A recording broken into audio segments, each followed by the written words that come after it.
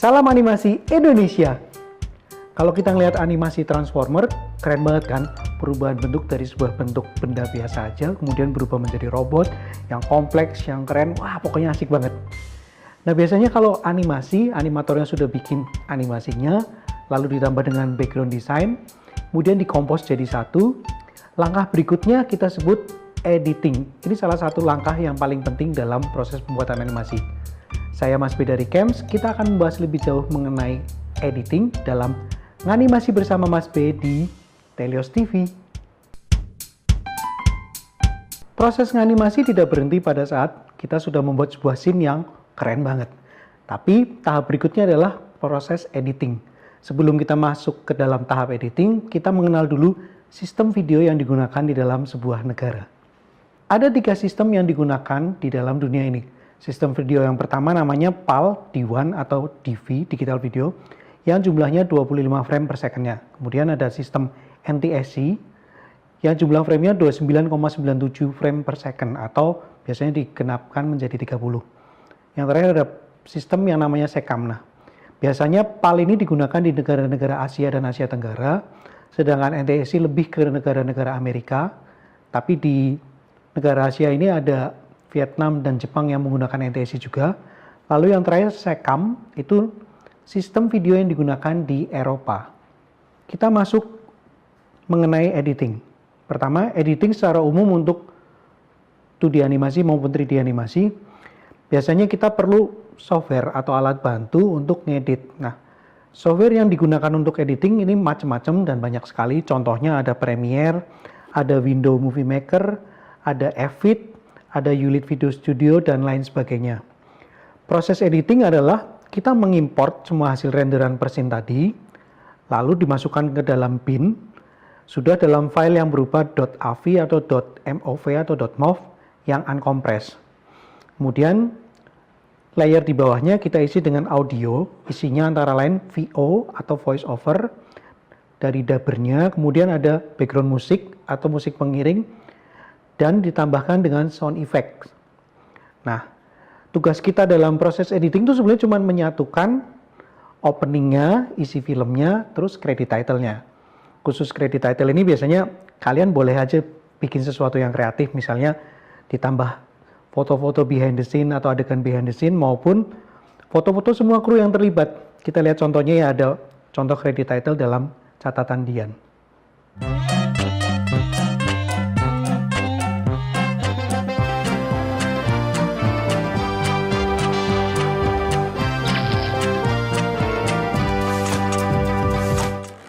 Lagi ngapain, bro?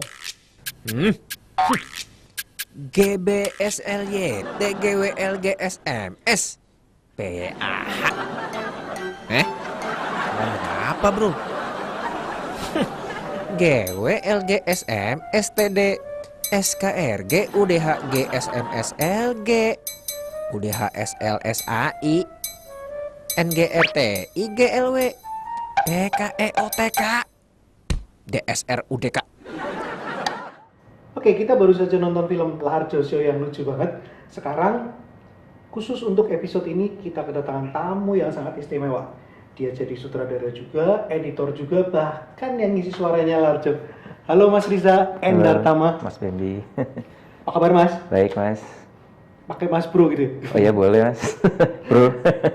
Oke, kita langsung masuk ke bahasan nih Mas. Oke. Kalau dalam proses produksinya film Larjo Mas, terutama untuk ngeditnya sama pasca produksi, ceritanya gimana sih Mas? Oke, semua dimulai dari naskah ya. Naskahnya dulu. Semua dari naskah, cerita.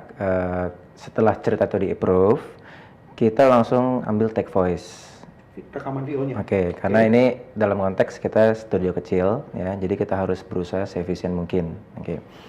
Setelah dari take voice ya, itu kita bisa langsung bagi-bagi.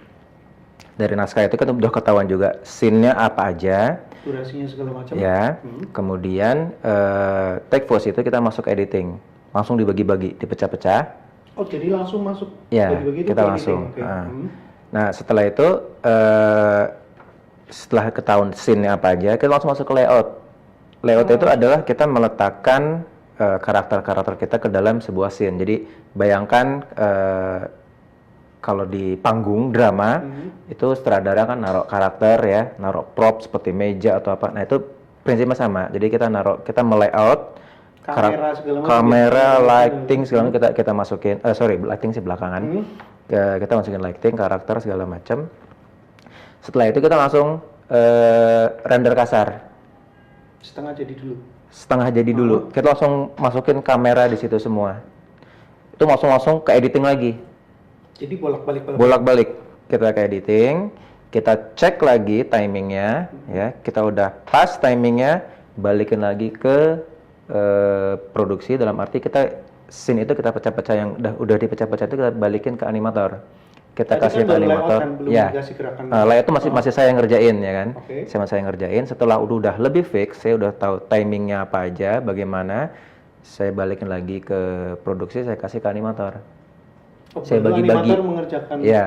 Saya bagi-bagi ke animator. Jadi animator tinggal ngerjain sesuai scene itu apa, gitu.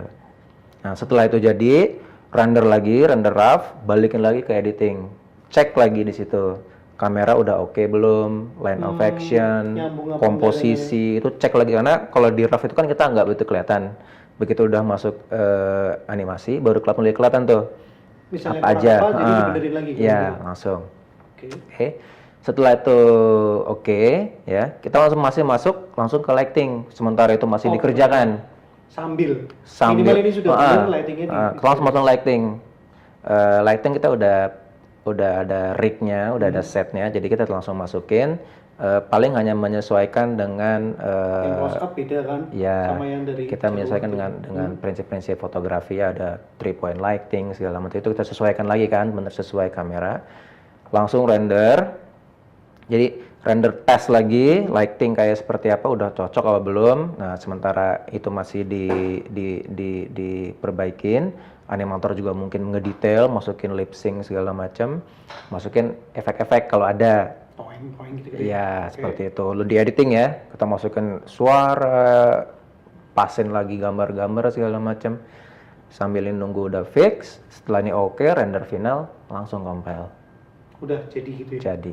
Jadi prosesnya agak beda ya, artinya editingnya yang bolak-balik. Editingnya bolak-balik. Menyesuaikan. Oke. Sekarang kita menjawab pertanyaan nih yang masuk dari Twitter sama masuk dari Facebook grup Anima. Ini teman-teman ada yang nanya Mas, pertama. Kenapa sih background untuk Larjo kok dibiarkan kosong? Jadinya kan seperti di dalam kotak kosong atau ruangan. Terus apa sih yang disebut dengan background limbo? Background istilah limbo itu bukan pertama kali sih, tapi dipopulerkan dengan film Matrix seingat saya yang pertama kali. Yang seingat saya dipopulerkan, sudah ada sebelumnya tapi itu dipopulerkan waktu adegan Neo di ruang putih yang ada senjata banyak banget. Itu terkenal banget. Nah, itu limbo. Kenapa itu dipakai dalam Larjo? Ada beberapa pertimbangan ya. Pertama terus terang cost. Ngirit biaya bener ya? Pertama cost. Kedua justru dengan limbo selain kita mendapatkan keuntungan mengirit cost, kita juga justru diuntungkan dengan penonton itu bisa lebih didirect khusus hanya adegan tanpa harus terdistract dengan yang lain-lainnya. Ketiga, ini juga sebenarnya memang konsepnya Larjo itu kan sebenarnya panggung. Kayak Sri Mulat gitu ya? Iya, jadi memang kalaupun panggung tadinya kan itu yang namanya background itu emang cuma tempelan gitu kan. Akhirnya ya kita mikir yang lain-lainnya, ya udahlah pas buang aja sekalian. Kayak film Pocoyo gitu ya? Iya. Maksudnya backgroundnya itu limbo? Iya, seperti itu. Gitu. Oke. Lalu pertanyaan kedua, kenapa sih Mas karakternya pakai hewan atau binatang semua? Terus, kenapa Tole selalu bawa guling? Oke. Itu dia berarti. Kenapa hewan semua? Karena kalau orang saya pikir kurang menarik ya. Ini animasi gitu loh. Kita bisa gila-gilaan gitu loh. Jadi menariknya animasi adalah kita bisa menghidupkan sesuatu yang dianggap hampir nggak mungkin gitu kan. Jadi kita pertama masuk ke binatang. Kedua, binatang ini netral. Dalam arti Nggak pro siapa-siapa gitu. nggak pro siapa-siapa, kita nggak perlu takut kalau ada ini karakter jelek, kita nggak perlu menghina seseorang atau gimana, udah cuek aja gitu kan. Dan kemudian pertimbangan lain adalah karakter Larjo itu cocok banget diwakilin sama Laler. Yang jorok dan Yang jorok, kan kesannya sembarangan. antagonis semua kan Mas? Nggak Si Coki antagonis juga. semua sih. Coki itu karakter tengah, Mas. Jadi dia itu kadang baik, kadang nggak baik Ngikut juga. aja gitu. Iya, dia ngikut. Dia seperti nggak punya kepribadian. Sedangkan Tole, Tole itu yang paling bener justru. Tapi biarpun dia ngomongnya walaupun ngomongnya nggak bener gitu. Nah, seperti itu kira-kira. Oke, tadi kenapa Tole bawa guling Mas? Ya, Siapa yang minta itu pertama apa namanya masukan dari produser ya, Bu Penny ya. Bu Penny. Kedua ya memang setelah dipikir-pikir bagus juga karena itu kan untuk ciri ya. Iya, karena guling kan hanya ada di Indonesia. Iya, Mas. hanya di Di Indonesia. negara lain nggak ada. Dan kenapa Tole? Karena Tole itu makhluk yang aneh gitu ya. Saya sendiri juga nggak tahu itu makhluk apa gitu kan. kutu atau alien gitu Mas? Jadi ya biarkan saja dia punya ciri khas yang lebih gitu. Oke. Kasihlah guling. Oke, demikian tadi penjelasan yang asik banget tentang Larjo Show. Jadi proses editing dan lain-lain. Mas Riza, thank you banget. Terima kasih, Mas. Semoga sukses terus dengan Larjo Show-nya. Terima kasih, Mas. Oke, pemirsa stay tune terus di Taylor TV. Saya Mas B, maju terus animasi Indonesia. Indonesia.